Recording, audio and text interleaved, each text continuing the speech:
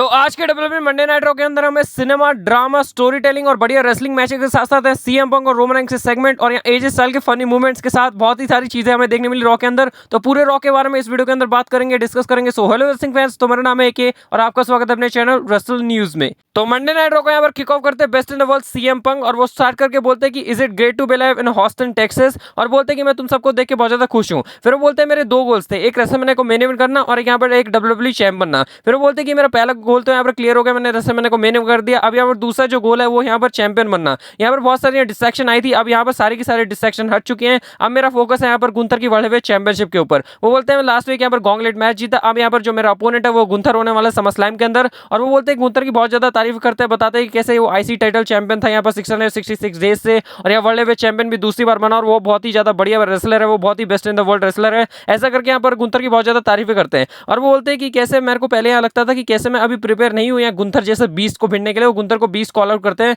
और बोलते हैं कि फिर मैंने सोचा मैंने पूरी लाइफ क्या किया है, मैंने पूरी लाइफ यही तो किया है। तो मैं यहाँ पर सोचता हूँ कि मैं अब फुली प्रिपेयर हूँ यहाँ गुंथर से यहाँ रेसल करने के लिए, क्योंकि मैं हूँ सीएम पंक, मैं हूँ बेस्ट इन द वर्ल्ड। और उतनी देर में यहाँ पर थीम सॉन्ग हिट होता है अपने वर्ल्ड हेवीवेट चैंपियन गुंथर का, और गुंथर के आने के बाद यहाँ पर जो बूज है और जो यू टाइप के चैंट्स वो लगने लगते हैं। या गुंथर माइक लेते हैं और बोलते हैं कि मैंने सारी चीजें सुनी जो तूने मेरे बारे में कही, और बाकी मैं यहाँ पर इसलिए नहीं आया कि मैं तेरी इंसल्ट करूँ या ड्रामा क्रिएट करूँ, मैं यहाँ पर बताना हूँ कि हम दोनों के बीच में जो सिमिलैरिटीज है वो कैसे है। वो बोलते हैं कि तू यहाँ पर फ्रेंड्स बनाने ना है, तू यहाँ पर मनी बनाना है, सेम मैं भी वही करने आया हूँ, और हम दोनों यहाँ चैंपियनशिप जीतना है वो भी मैं करने आया हूँ। फिर वो बोलते हैं कि कैसे तू अपने आप को मानता है तू बेस्ट इन द वर्ल्ड है, और मैं अपने आप को मानता हूँ कि मैं बेस्ट इन द वर्ल्ड हूँ, और हम दोनों में इतनी सारी सिमिलैरिटी है। और फिर वो बताते हैं कि कैसे जो तेरा इतना मैसिव ईगो है वो अलग लेवल पे है, मेरा ईगो है वो भी अलग लेवल पे है। वो बोलते तू यहाँ 10 साल यहाँ पर नहीं था, और फिर उसके बाद बताते जो तेरा ईगो है ना वो यहाँ पर जस्टिफाइड है, और बाकी मेरा जो ईगो है वो अच्छी तरीके से जस्टिफाइड है, तेरा तो बकवास है। वो बोलते हैं कि तेरा जो ईगो है ये सारी चीजें बकवास है, ये वर्थलेस है, और जो मेरा ईगो है वो अच्छी तरीके से यहाँ पर जो रिजल्ट है उसके ऊपर यहाँ पर जो पॉइंट आउट है वो करता है। कहने का मतलब बोलते हैं कि जो गुंथर का ईगो है वो यहाँ पर सही है, और बाकी जो सीएम पंक का ईगो है वो बकवास है, ये कहते हैं गुंथर। फिर उसके बाद यहाँ पर हमें देखने मिलता है कि तूने मेरे इतने सारे यहाँ पर जो रिकॉर्ड है वो गिनाए, और बाकी ये सारी चीजें सारी की सारी चीजें तू अलग रख भी दे, तो यहाँ पर जो बेस्ट इन द वर्ल्ड है उसके बाद चैंपियनशिप होती है जो कि तेरे पास नहीं है। और फिर उसके बाद यहाँ बोलते हैं कि कैसे जो समर स्लैम के बाद जब बेल रिंग होगी, और मैं हमेशा ये फोकस करता हूँ बेल रिंग होने के बाद क्या होगा, तो मैं उसी के ऊपर फोकस करता हूँ। समर स्लैम के अंदर जब बेल रिंग होगी तो मैं तेरे को एकदम बुरी तरीके से यहाँ पर चोक आउट करूंगा, बुरी तरीके से धोऊंगा, और तेरे को याद दिला दूंगा कि क्यों यहाँ पर मैं वर्ल्ड चैंपियन हूँ। और फिर वो बोलते हैं कि कैसे तेरे पास एक ही ऑप्शन रहेगा, जब यहाँ तो उठेगा रिंग पे तो तू रियलाइज करेगा कि मैं एकदम बेस्ट हूँ। और फिर उसके बाद वो वहां से जाने लगते हैं गुंथर यहाँ सारी चीजें बोल के। फिर वो आखिरी में बोलते हैं तेरे पास बस एक चीज रह जाएगी, ये जो चैंट्स करते हैं ना बकवास से सीएम पंक, ये सारी चीज रह जाएगी और कुछ नहीं रहेगा तेरी लाइफ के अंदर। और ये चीज बोल के गुंथर वहां से चले जाता है, और इतना बढ़िया प्रोमो यहाँ पर हमें स्टार्टिंग में देखने मिला मंडे नाइट रॉ के, और बाकी इनकी स्टोरी लाइन यहाँ पर कंटिन्यू रहने वाली है और बहुत ज्यादा मजा आने वाला है यहाँ पर सीएम पंक और गुंथर को देखने में। फिर नेक्स्ट हमें यहाँ पर देखने मिलता है शीमस वर्सेस रूसेफ का एक सिंगल्स मैच। ये सेकंड टाइम होता है, पहले बार जब हुआ था यहाँ पर जो रूसेफ वो जीत जाते हैं, और दूसरी टाइम हमें यहाँ देखने मिला शीमस और रूसेफ का इस वाले मंडे नाइट रॉ के अंदर मैच। और बाकी यहाँ WWE यही दिखाना चाह रही है कि इनके बीच में बहुत सारे मल्टीपल मैचेस होंगे, और यहाँ बहुत सारे मैचेस में जो ज्यादा जीतेगा वो यहाँ आगे उभर के आएगा। तो उसमें हमें देखने मिलता है यहाँ जो रूसेफ है वापस अपनी डोमिनेंस दिखा रहे होते हैं, पर आखिरी में एक ब्रूक किक पड़ती है और यहाँ शीमस आराम से जीत जाते हैं। और बाकी इनके सेकंड मैच में शीमस जीत गए, फर्स्ट में रूसेफ जीते। अब आगे जो इनकी स्टोरी लाइन है और जो मैचेस वो कंटिन्यू रहने वाले हैं। फिर नेक्स्ट हमें यहाँ पर देखने मिलता है एक triple tag team match, LWO versus new day versus American made. और ये मैच इसलिए था जो जीतेगा यहाँ पर नंबर 1 कंटेंडर बनेगा यहाँ पर जो टैग टीम चैंपियनशिप उनके लिए, जो यहाँ पर जजमेंट डे के पास है। तो मैच की बात करें तो मैच ओवरऑल यहाँ पर बहुत ही बढ़िया लगा हमें। यहाँ मैच देखे तो बहुत ही अच्छा मैच हमें देखने मिला। यहाँ जो अमेरिकन मेड की स्ट्रेंथ है वो हमें देखने मिलती है, न्यू डे का जो हाई फ्लाइंग एक्शन है वो देखने मिलता है, LWO का भी यहाँ पर हाई फ्लाइंग एक्शन देखने मिलता है, और पावर हाउस तो है यहाँ पर जो अमेरिकन मेड है वो सारी चीजें जितने भी मूव्स हैं हमें सारे देखने मिले, यहाँ स्प्लैश देखने मिले, सारी चीज देखने मिली। एंडिंग ऐसे होती है एल ग्रैंड अमेरिकनो के डिस्ट्रैक्शन की वजह से यहाँ पर जो LWO है यहाँ पर जीत जाती है, और न्यू डे वापस यार होने लगती है कि कैसे हम हार गए। फिर नेक्स्ट हमें यहाँ देखने मिलती है बेकी लिंच आती है अपने वुमेन्स इंटरकॉन्टिनेंटल चैंपियन, और यहाँ पर आगे बताती है कि कैसे यहाँ पर जो उनकी मूवी है वो शूटिंग करने के लिए उन्हें जाना था, पर फिर भी यहाँ पर मंडे नाइट रॉ के अंदर आई। क्यों? क्योंकि उन्हें बहुत सारी चीजें बताने की कैसे वो बेस्ट है, और मैं यहाँ समरस्लैम के अंदर यहाँ लायरा वल्कियर को फेस करने वाले हूँ,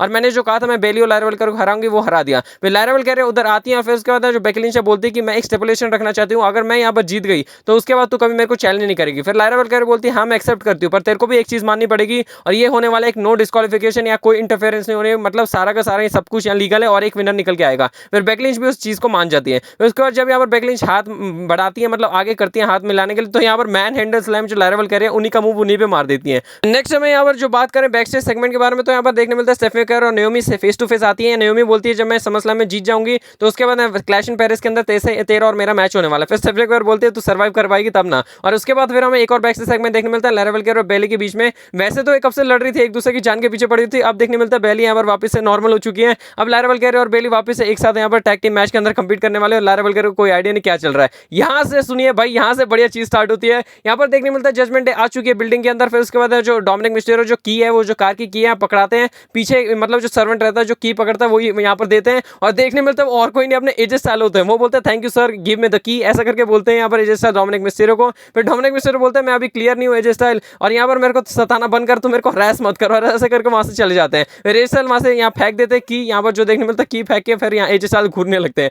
फिर हमें एक और चीज देखने मिलती है एजे स्टाइल की, यहाँ पर इस बार क्लीनर बन के आते हैं। क्लीनर बनते हैं यहाँ पर साफ सफाई कर रहे होते हैं, पोछा लगा रहे होते हैं। देखने मिलता है डोमिनिक मिस्टेरो एडम पेस बात करते हैं। एडम पेस बोलते तुझे डॉक्टर के पास जाना पड़ेगा और तुझे देखना पड़ेगा कि तेरी तू मेडिकल क्लियर है या फिर नहीं। उतनी देर में देखने मिलता है पीछे से यहाँ पर एजे स्टाइल निकल के आते हैं जो यहाँ पर पोछे लगा रहे होते हैं। फिर उसके बाद बोलते हैं कि मेरे को यहाँ पर साफ सफाई करने दे और बाकी तो अभी तक मेडिकल क्लियर नहीं होता क्या, ऐसे करके एजे स्टाइल पूछता है। डोमिनिक मिस्टेरो वहां से भाग जाता है, बोलते हैं क्या हो गया पागल हो गया कि। फिर उसके बाद एजे स्टाइल यहाँ पर जो पोछा वो लगाने लगते हैं। और भी एक और फनी सेगमेंट हमें देखने मिला, यहाँ देखने मिलता है न्यू डे वहाँ सामने खड़ी हो जाती है, यहाँ पोछा मारते हैं, बोलते हैं मैं साइड रहो यार, तुम लोग गिर जाओगे, यहाँ स्लिप हो जाओगे, यहाँ पोछा लगा रहा हूँ, वेट है यहाँ पर, फ्लोर गीला है फ्लोर, या दूर रहो। और फिर उसके बाद न्यू डे बोलते हैं भाई ये क्या चल रहा है, बिल्डिंग में हो क्या रहा है, हम हार रहे हैं, ये सारी चीजें क्या चल रही है, मेरे को कुछ समझ नहीं आ रही है। अलग ही सेगमेंट हमें देखने मिला एजे स्टाइल का दूसरा। और यहाँ पर देखने मिलता है न्यू डे यहाँ पर तंग हो चुके हैं कि कैसे वो मैच हार चुके हैं। फिर उसके बाद हमें देखने मिलता है न्यू डे बोलते हैं कि हमें कुछ करना पड़ेगा यहाँ पर, ऐसे अगर चलता रहा तो ऐसे नहीं रहेगा, क्योंकि हम बेस्ट इन द वर्ल्ड हैं, मतलब बेस्ट, मतलब कहने का मतलब बेस्ट टैग टीम है पूरे वर्ल्ड के अंदर, ये चीज कहते हैं। फिर हमें देखने मिलता है एक सबसे बकवास चीज जो कि यहाँ बिल्कुल ही बकवास लगी है डब्ल्यूडब्ल्यूई की तरफ से। यहाँ पर बताते हैं ग्रेसन वॉलर आके कि यहाँ ऑस्टिन थ्योरी और उनका हो चुका है ब्रेकअप, और यह बस इसी तरीके से उन्होंने खत्म कर दिया। कोई यहाँ पर इन दोनों के बीच में इतने सालों से जो टैग टीम है वो देखने मिली, और नॉर्मल यहाँ बैक से सेगमेंट के अंदर छोटी सी बात बोली कि हम दोनों की अब यहाँ नहीं बन रही, अब खत्म हो चुका है, बस इतने में यहाँ खत्म कर दिया, जो कि बहुत ही ज्यादा बकवास चीज थी।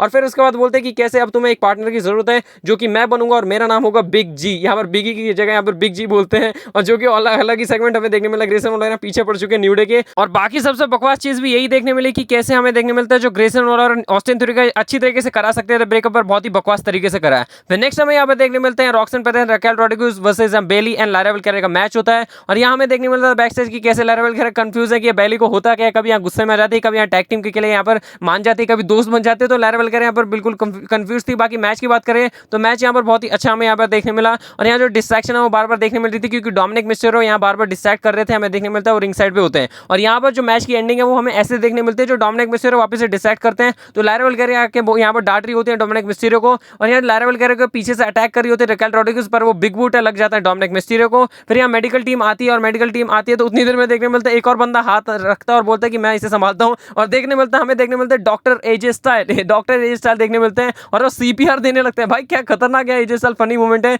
मतलब 3 बंदे यहाँ पर बन के एजे स्टाइल आज के रॉ के अंदर, और यहाँ बहुत ही पीछे तक पड़ गए थे बुरी तरीके से डोमिनिक मिस्टेरो के। और इसी बात को फायदा उठा के देखने मिलता है बेकी लिंच वहां आ जाती है जब रेफरी हो जाता है डिस्ट्रैक्ट, और बेकी लिंच यहाँ मार देती है जो लैरा वेलकर है। और उसके बाद हमें देखने मिलता है जो बेली बहुत ही बुरी हालत में रिंग के अंदर, और यहाँ पर टैग करने के लिए जाती है तो देखती है यहाँ पर टैग करने के लिए कोई भी नहीं है। और इसी बात का यहाँ फायदा उठा के रॉक्सन पर रकेल रोड्रिगेज यहाँ पर जो फिनिशर है वो लगाती है रकेल रोड्रिगेज अपना 1, 2 एंड 3, और यहाँ पर जो चैंपियनशिप है वो रिटेन कर देते हैं, और रकेल रोड्रिगेज और रॉक्सन पर यहाँ पर सक्सेसफुल रिटेन कर जाती है। और बाकी हमें देखने मिला जो बेकी लिंच और लैरा वेलकर के फ्यूड है वो बढ़िया वाली चलने वाली टेल समरस्लैम। और फिर नेक्स्ट हमें यहाँ पर देखने मिलता है एक और बैक स्टेज सेगमेंट, जो कि एजे स्टाइल का आखिरी बैक स्टेज सेगमेंट होता है आज के रॉ के अंदर। और यहाँ देखने मिलता है कि डॉक्टर होता है, डॉक्टर से पूछते हैं कि डोमिनिक मिस्टेरो क्लियर है या नहीं है। फिर डॉक्टर बोलते हैं अभी थोड़ी चीज और चेकअप करनी पड़ेगी, थोड़ी चीज और है अभी, उसके बाद पता चलेगा। एजे स्टाइल बोलते हैं यार थक गया मैं तो, ये दिमाग खराब हो गया था एजे स्टाइल का। पीछे से देखने मिलता है डोमिनिक मिस्टेरो कर देते हैं अटैक, और इतना खतरनाक वाला अटैक करते हैं वो आगे जाके यहाँ पर जो रखा होता है सामान उसमें भिड़ जाते हैं। और फिर डोमिनिक मिस्टेरो बोलते हैं मैं मेडिकल क्लियर हूँ और मैं तेरे को समरस्लैम में मिलता हूँ। और यहाँ से ऑफिशियल हो जाता है कि Dominik Mysterio versus AJ style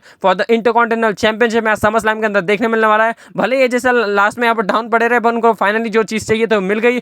और ऑफिशियल ग्राफिक भी हमें देखने मिल चुका है डोमिनिक मिस्टेरो और एजे स्टाइल को, और बहुत ज्यादा मजेदार मैच होने वाला है। फिन बैलर का कुछ ना कुछ पक्का रोल रहने वाला है, जो कि बहुत ज्यादा इंटरेस्टिंग बनाता है इस मैच को। फिर नेक्स्ट हमें यहाँ पर देखने मिलता है Sami Zayn versus Karrion Kross, और नाइट ऑफ चैंपियन के अंदर जब हमें इनका मैच देखने मिला था तो वही यहाँ पर रीमैच देखने मिला, जो कैरन क्रॉस से पीछे पड़े होते पूरे टाइम सैमी ज़ेन के। और आज इस मैच के अंदर जो चीज यहाँ पर फैंस देखना चाहते थे वही हमें देखने मिली, जो यहाँ पर कैरन क्रॉस है वो हरा देते हैं सैमी ज़ेन को। तो मैच की बात करें तो मैच बहुत ज्यादा बढ़िया चल रहा होता है। सैमी ज़ेन के भले यहाँ पर दिक्कत होते हैं रिप्स के अंदर, पर फिर भी यहाँ जो कैरन क्रॉस है 2 बार अपना फिनिशर लगाते हैं, पर पर फिर भी यहाँ पर जो सैमी ज़ेन किक आउट कर देते हैं, यहाँ पर बहुत ज़्यादा तंग हो जाते हैं कैरियन क्रॉस। फिर हमें देखने मिलता है जो रेफरी है वो संभाल रहे होते हैं, जब यहाँ रिब्स में दर्द हो रहा था सैमी ज़ेन के, तो यहाँ रॉड हाथ में दे देती है स्कारलेट यहाँ कैरियन क्रॉस को, और फिर उसके बाद यहाँ डिस्ट्रैक्ट करने चली जाती है स्कारलेट यहाँ पर रेफरी को। और उसके बाद देखने मिलता है जो कैरियन क्रॉस है वो सैमी ज़ेन को यहाँ पर रॉड से हिट करते हैं रिब्स के अंदर, और यहाँ बहुत ही बुरी तरीके से यहाँ सैमी ज़ेन को लगती है वो रॉड, और 1 2 एंड 3 और कैरियन क्रॉस ने यहाँ पर सैमी ज़ेन को हरा दिया है। और उसके बाद हमें देखने को मिलता है कैरियन क्रॉस यहाँ पर सेलिब्रेट करते हैं और फाइनली उनको एक विक्ट्री मिल गई है। और यहाँ थोड़ा ब्लीड भी कर रहे थे कैरियन क्रॉस, पर फाइनली हमें यहाँ देखने मिला कि कैरियन क्रॉस को एक विक्ट्री मिल गई है।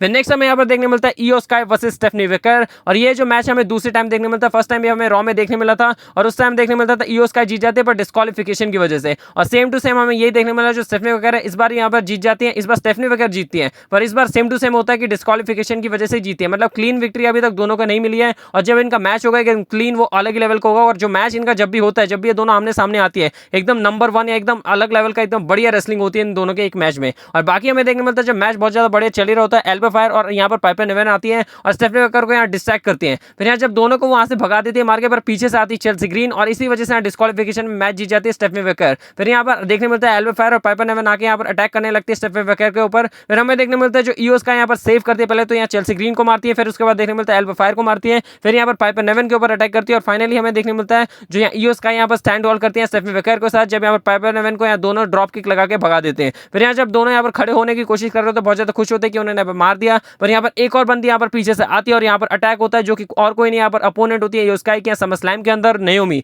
और नेओमी यहाँ पर आके अटैक करती थी पीछे से, और हमें देखने मिलता है जो स्टेफनी वेकर वो धक्का लग के बाहर चली जाती है। फिर उसके बाद जो अटैक है वो चल रहा होता है, एल्बो फायर पाइपर निवेन यहाँ बाहर स्टेफनी वेकर को मारी होती है, अंदर नेओमी मारी होती है योस्काई को, और उतनी देर में यहाँ पर थीम सॉन्ग हिट होता है यहाँ रियर रिप्ली का। रियर रिप्ली आती है यहाँ सेव करती है, यहाँ पर यहाँ देखने मिलता है पहले तो एल्बो फायर को मारती है, फिर पाइपर निवेन को मारती है, और उसके बाद देखने मिलता है चेल्सी ग्रीन को मारती है, और यहाँ नेओमी को मारती है, सबको एक एक को पकड़ पकड़ के मारती है। और हमें देखने मिलता है यहाँ पर रियर रिप्ली ने सेव कर लिया था स्टेफनी वेकर को, और उसके बाद योस्काई को भी। फिर हमें देखने मिलता है यहाँ पर किक्स पड़ती है, पहले तो स्टेफनी वेकर किक मारती है चेल्सी ग्रीन को, फिर देखने मिलता है यहाँ पर योस्काई किक मारती है चेल्सी ग्रीन को, फिर उसके बाद हमें देखने मिलता है जो रियर रिप्ली यहाँ रिपटाइड लगा देती है चेल्सी ग्रीन को, और फाइनली यहाँ पर स्टैंड होल्ड करती है तीनों वुमेन। और इसी तरीके से हमें मैच की एंडिंग देखने मिलती है स्टेफनी वेकर और इयो स्काई के मैच की, और अभी तक इनका मैच अभी तक जब भी हुआ है हमेशा डिस्क्वालिफिकेशन में ही एंड हुआ है। और यहाँ से स्टार्ट होता है अपना मेन इवेंट, और यहाँ पर हमें असली सिनेमा असली ड्रामा देखने मिलता है। पूरे मंडे नाइट रॉ के अंदर जो चीज़ है यहाँ पर बढ़िया चीज़ बचा के रखी थी, और जो पूरे सेगमेंट को अच्छी तरीके से पूरा टाइम दिया गया था। या पॉल हेमन आते हैं ब्रॉन बेकर ब्रॉनसन रीड के साथ, यहाँ पर बोलते हैं ladies and gentleman my name is Paul Heyman,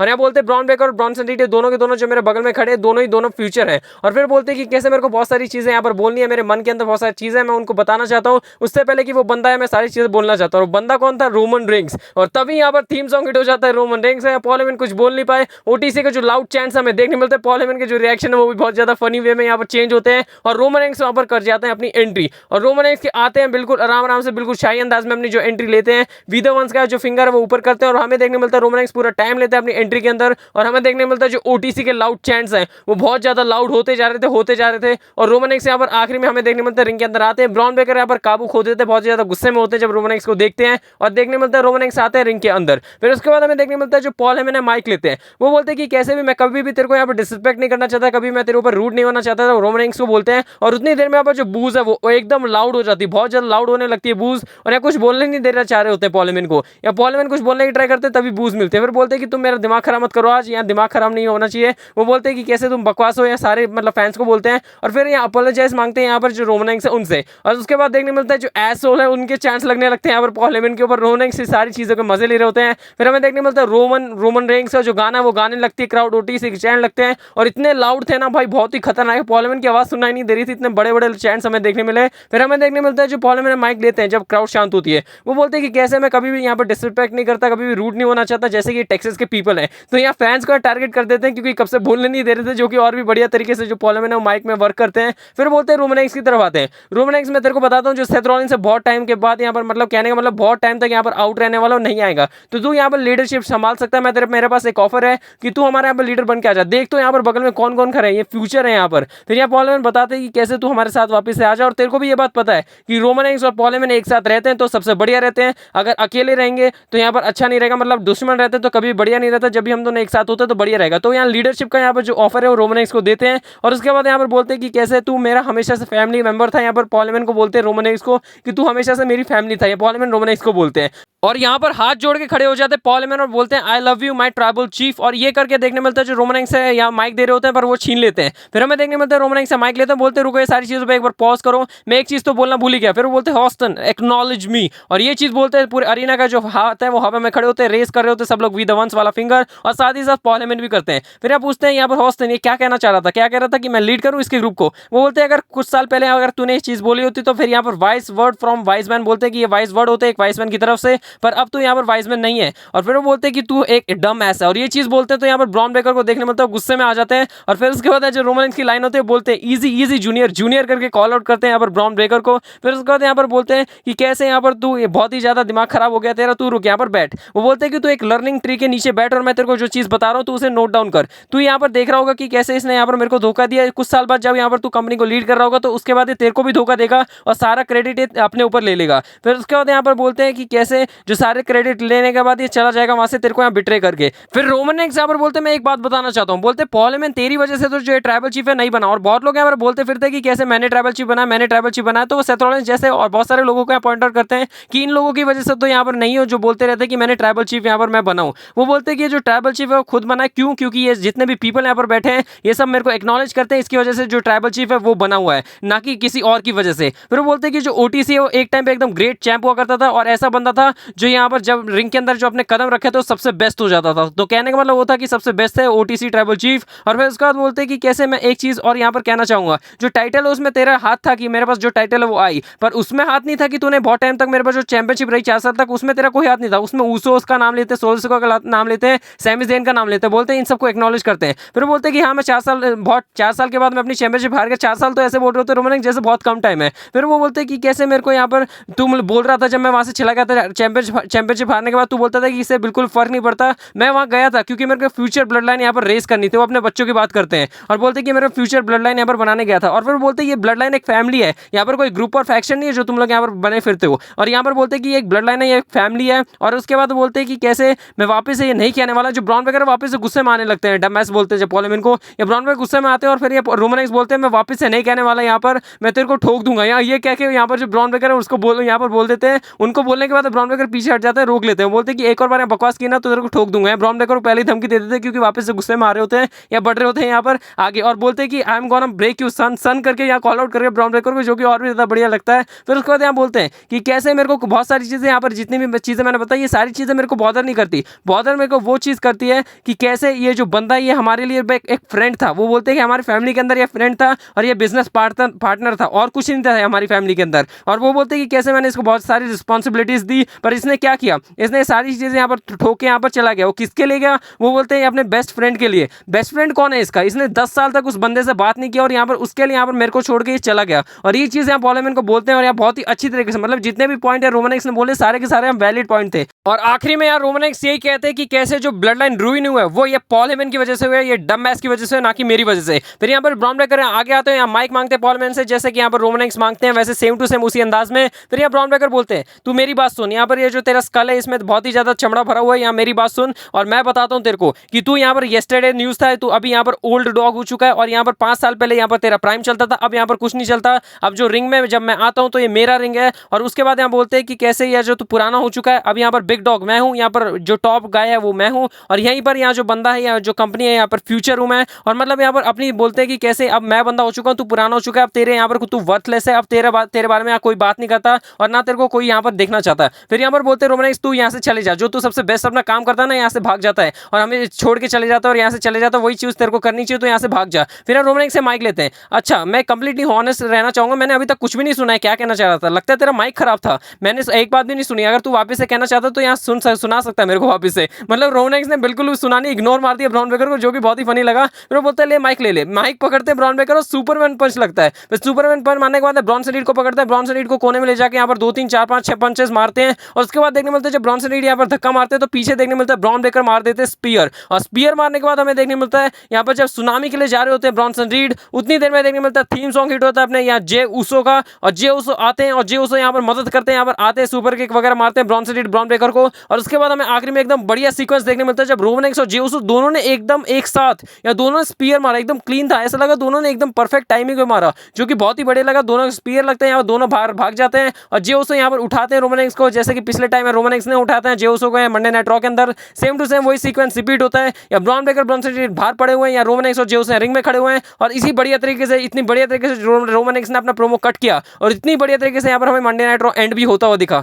और इतनी बढ़िया तरीके से हमें देखने मिला कि पूरा मंडे नाइट रॉ होता खत्म। और मैंने पूरी तरीके से अच्छी तरीके से यहाँ पर एक्सप्लेन कर दिया कैसा क्या मंडे नाइट रॉ। आप कमेंट सेक्शन में बताएं आपको जो आज का मंडे नाइट रॉ है वो कैसा लगा। मेरे हिसाब से तो बहुत ही ज्यादा बढ़िया मंडे नाइट रॉ था। और बाकी ऐसे इंटरेस्टिंग न्यूज अपडेट तो सारी शो के लिए देखने के चैनल को सब्सक्राइब करके ट्यून रहे और ऐसे इंटरेस्टिंग कंटेंट और वीडियो के साथ जल्दी मिलूंगा रेसलिंग फैंस। तब तक के लिए take care and good bye.